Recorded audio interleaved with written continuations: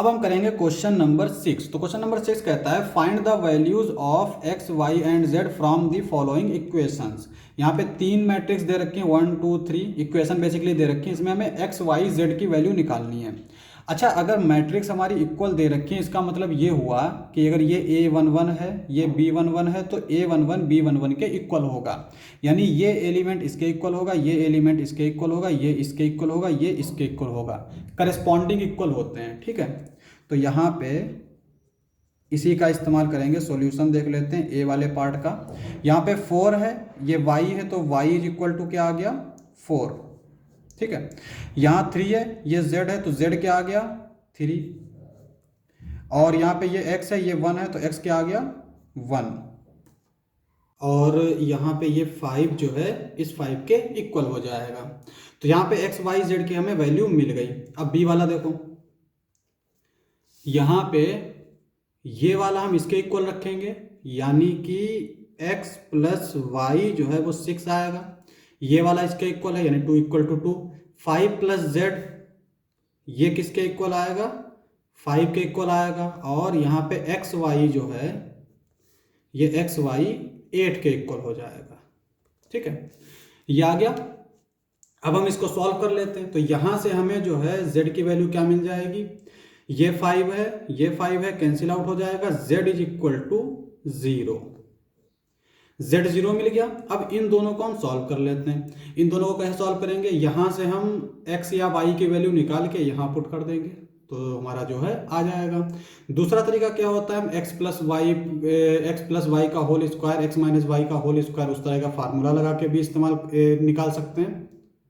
लेकिन आसान तरीका यही है कि यहाँ से हम y की वैल्यू निकालेंगे। तो यहाँ से y इज इक्वल टू कितना आ जाएगा 6 माइनस एक्स, और इस वैल्यू को उठा के यहाँ पुट कर देंगे। तो ये क्या हो जाएगा, इसको हम इक्वेशन 1 मान लेते हैं, इसको 2 मान लेते हैं। तो यहाँ लिखेंगे फ्रॉम इक्वेशन 2, ये क्या हो जाएगा x 6 minus X is equal to 8। और यहाँ पे x अंदर मल्टीप्लाई करेंगे, हो जाएगा 6x minus X square is equal to 8। और इसको थोड़ा सा सिंप्लीफाई कर लेंगे, तो यहाँ से ये एक्स स्क्वायर यानी माइनस से मल्टीप्लाई कर देंगे, तो एक्स स्क्वायर, ये माइनस का 6x, इधर ये माइनस का 8 हो जाएगा, इधर लाएंगे तो ये प्लस का 8 इज इक्वल टू 0। तो x की वैल्यू हमारी इस हम इक्वेशन से सॉल्व करके निकाल सकते हैं। तो इसको सॉल्व कर लेते हैं। तो यहाँ पे इसको हम लोग कैसे सॉल्व कर सकते हैं, स्प्लिट कर लेते हैं। यानी इसको हम किस तरह से स्प्लिट कर सकते हैं, x square minus 4x minus 2x, दोनों को ऐड करेंगे 6x हो जाएगा, दोनों को मल्टीप्लाई करेंगे 4 2 ज़ा 8 इज इक्वल टू 0।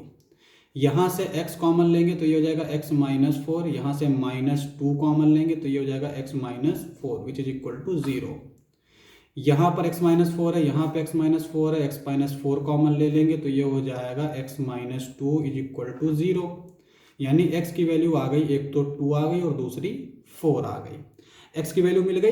अब यहाँ पे इक्वेशन 1 से देखो, फ्रॉम 1 x की वैल्यू जब अगर हम 2 रखें for x is equal to 2, तो ये हो जाएगा 2 plus Y is equal to 6। तो यहाँ से y की वैल्यू क्या आ जाएगी 4। और अगर हम x की वैल्यू 4 रखें तो ये क्या हो जाएगा 4 plus Y is equal to 6। यहाँ से y की वैल्यू 2 आ जाएगी, ठीक है। तो यहाँ पर क्या हुआ, हमारी जो x y की वैल्यू आई है वो किस तरह की आई हैं। एक तो अगर हमने x रखा 2 तो y मिल गया 4, और z तो हमारा कांस्टेंट 0 ही है। और अगर हमने x रखा 4 और तो y मिल गया 2 और z तो हमारा कांस्टेंट है। तो ये दो तरीके की वैल्यू आ गई। अब हम करते हैं सी वाला पार्ट। तो सी वाले पार्ट में देखो, यहाँ पे चूंकि ये कॉलम मैट्रिक्स ही दे रखी है, यानी कि सिर्फ इस सी को देखना है सामने सामने, तो 3 इक्वेशन बनेगी सी वाले पार्ट में। x plus Y plus Z is equal to 9, x plus Z is equal to 5, y plus Z is equal to 7। अब यहाँ पे x plus Z is equal to 5 है, तो यहाँ पे x प्लस जेड की जगह पर अगर हम 5 रखें तो y निकाल सकते हैं।